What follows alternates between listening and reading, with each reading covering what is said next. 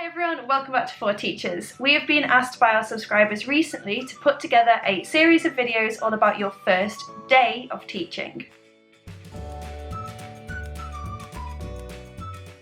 We split the video into a few different sections. Number one is going to be different resources and things that we would recommend trying out on that first day and using. Part two is going to be more about routines that you might want to set up with your first class on that first day. Also, thank you so much to Sage Publishing for sending us all of these beautiful books. In today's video in particular, we are going to be doing a giveaway for this book. All you've got to do is subscribe and please leave a comment and we'll be giving this book away to one lucky viewer.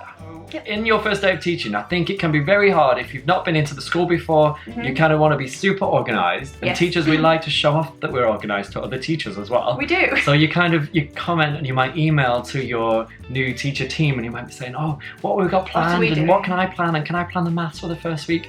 And the other teachers are probably like, just relax, it's fine, like get over it. We're just going to take the first week and we're going to learn the names and that's all we're going to do. And as a new teacher, it can put you on edge because you're kind of thinking, but I really want to get stuck in and I want to help. How do you manage that? How do we get ready for that first day when you might not know your kids' names, you might not know much about your class yet, or even the school? Something that I've probably used, I think every year.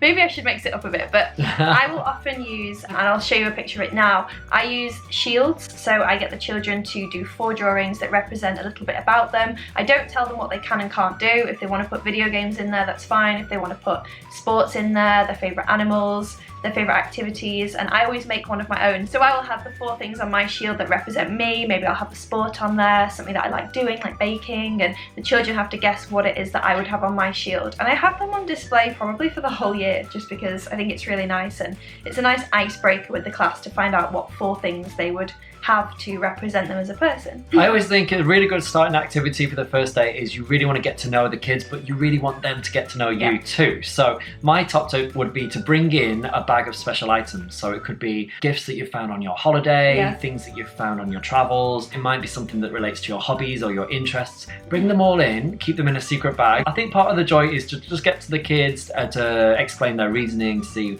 why they think you've brought this in, and then give them the real answer and say, actually, no, this is partly where I grew up, or this is partly from my mum's house, and really get to grips with it. So it could be a photo or a really tangible object, something that you want to show off. I think they really like to see those items, and you can say, oh, whoever sat the nicest can come over and pull an item out of the bag, and it's like early behaviour management. It's like acknowledging, turn-taking and sharing and listening to opinions and ideas. I think it all helps really just to establish that bond with your class. They've always got questions for you, and the questions will come throughout the year, like how old are you and are you married? But I think if you give them a little bit at the start, it really helps for them to feel like, oh, I've got a really lovely teacher and I really like them and they've told me so much already. If you put like 10 special items in there, you can take a photo of them, upload them to your class blog, and then the children can show them at home and say, oh, my new teacher really loves swimming because they showed me a swimming hat today. And it's just a little thing that I feel like children remember this kind of thing forever. Mine still remember everything I told them on that first day. They always say like, oh, and don't forget you've got a cat. And I'm like, oh yeah, I have a cat. Like little things like that. I always do a Kahoot quiz. So I go on Kahoot and I make like 10 questions all about me, and they have to kind of guess. And then we always do it again at the end of the year and say, like, you know it now, you should be able to answer these ones really easily. Another resource that I personally really like using, I know Ryan likes using too, is a website called Literacy Shed. On there are lots of different videos and pictures, like really good stimulus for writing, but it can be really good for a first day activity as well, because they have lots of video clips and they're very, very short. So it might be just a minute long, 2 minutes long, and the videos are very open-ended. I think there's one about like sea turtles flying through the air, and at the end you've got to try and figure out what the hidden meaning of the video is or what the moral might be, and a lot of them can lead to like really nice discussion. So if you're stuck for like an easy literacy lesson on that first day and you just want something really quick for the children to show you some writing, and you don't just want to do dear teacher, like, you know, it's really obvious, isn't it? You want them to do something a bit different. There's a really good video about giraffes on a diving board, and they dive into the swimming pool and it's just giraffes swimming. It's just random. But it's nice because sometimes you can just show children a video and they write about it, no strings attached, just see what their writing is like. Yeah, last year I had a P4C training, so philosophy for kids, and I think kids love the opportunity to speak and to listen and to share their thoughts and ideas, and I think that is a legitimate thing to do and to establish early on with your kids. I think sometimes with those tasks where we're drawing and we're getting to know you, if you do that for a full week, it can seem like, wow, this is a lot of wasted time and a wasted opportunity. Get in there. I think, yeah, if you get in there and you're doing some discussion, it's all valid. I think it really helps to establish that you're going to have a classroom where we share opinions, we share ideas, and maybe there's no right or wrong answer. If you watch these videos, they're kind of open-ended, so you can interpret them in your own way. And I think establishing that discussion and that forum in your classroom is a great start. Something that I've always wanted to do, I've actually never done this. I'm going to do this next year. I've seen lots of teachers who will take a photograph of the children in the first day, then they will show them their last day photo and compare them, or they get the children to write a letter to their future self, like the letter to the end of year version of themselves. I'm going to be trying that next year. Maybe you guys can try it too. My top tip would be, before you've got any displays up and you've got a nice blank coloured background, is just actually get your photos of your kids really nicely against this background, because there's going to be so many times throughout the year where someone's going to say, have you just got a photo of so-and-so? And you're trawling through your previous blogs and you're looking. Get a nice picture where they're framed nicely, that it's just them and a coloured background, because it's going to be about 6 months until you have your class photos taken. That's my tip. I feel like I need to take notes. I think as well, like if you're going to put up a display early on, think about it.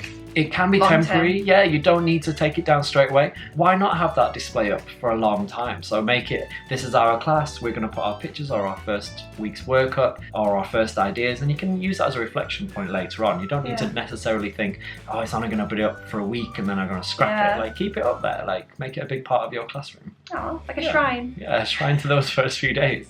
Ryan and I are really big believers, and we both agree on this quite a lot. The first day of teaching, you do not have to shy away from teaching your core subjects. So there's a lot of teachers who will spend the whole week getting to know the children and doing getting to know you activities again and again, really getting to know them. But the best way to get to know the children really is to give them some work to do and, you know, let them express themselves in that way. So do not shy away from doing a maths lesson, an English lesson, even spelling and grammar. There's nothing wrong with throwing that in on the first day or the first couple of days. It allows you to establish the way that you want the book setting out, so you can show them how to do their lesson objective, how to underline if you want them to do that, how to self-assess. Try it on day one, put a maths lesson in. Most of them, if it's been the summer holidays, a lot of the children might be craving that kind of structure. They're really like desperate to get back into that kind of thing, and just doing some basic addition and subtraction on that first day can make them feel like they're back in school and they're raring to go. And it can be really helpful for you as a teacher to get a sense of where they are with their understanding and what you're going to be working on. Find a fun way to take routines and make them really fun. So I always use dom-toms when I am doing work in our books, which means dates, underline, misalign, title, underline, misalign, start. We'll put it up here, and there's some posters as well that you can get for your classroom, and I think kids really like that they can have a practice. So maybe you don't want to do it in books, maybe we thought about just do it on paper, something that's not going to stay around in your books, but it's a great way for your kids to practice. And things like lining up, I would try lining up songs, implementing your class dojo, so maybe everyone's going to line up for 5 points, but you've got to do it within 5 seconds and you've got to do it in silence. Chances are that your systems might be different to the systems that they used the year before, unless your school behaviour system is like really set in stone. They're going to have different expectations, they're going to have different experiences to bring. Before you know it, there'll be book week, International week, week without waste, World Book Week, the hour code, Science Week. Yep, there's going to be so many days throughout the week, but you might never have a typical Monday, so it might be worth just saying the very first day we're going to have maths and English, and then in the afternoon we'll do some get to know you activities. Yes. My number one tip, which I always stick to and have done every single time, next year will be my 6th year, so this will be my 6th time doing this. I make sure on my first day I talk to every single child. And I know that sounds obvious, and you'll think, of course I'll talk to every child. But it can be quite hard when you've got a class of 30. But I make sure that I spend, I'm going to say, a minute at least of that day sat with that child, talking to that child, even the quietest one in the room that doesn't look like they want to have a chat on day one, or the one that's still asleep from the summer holiday. I'll talk to them and just say, oh, what do you like? Do you have any brothers and sisters? What have you been doing over the summer? Do you have any pets? What's your favourite animal? What's your favourite game? Just try and get a little bit of information, and I'll try and remember a little fact about each child. Oh, that's the one that really likes going fishing with his dad at the weekend. I'm just going to try and store that, because it's really important information, because if you're going to give a lot of your information to the children about who you are, then they should be allowed to share a little bit of themselves as well with you. And I think it's really nice. I always make time for that. I think that is so important, because really the first information you're probably going to get from them is their previous grades, their scores, their number, their data, and it can be very dry. And if you're just going to think, oh, this kid was like this last year and this is what I've been told about them, and I know they're a 3 or I know they're a 75%, you've given that kid a branding already. I think you really need to build that bond and get to know them on a personal level. Before you get in, if you are worried about what's going to happen for that first week, then do email your team, email your manager, see if you can get some information. If you could grab hold of their data, don't worry too much about their scores and their previous results, but definitely try and get a class list, try and find out their names that they're going to use. I always set up my class dojo so I'm ready to start on the first day, and I can start giving those points out for people who are helping set up the classroom with me. Try and do a seating arrangement. It doesn't have to be perfect, and it doesn't have to be something you're going to stick with, but I think it does help if kids can come in and they've got a little cubby or they've got their pegs already labelled.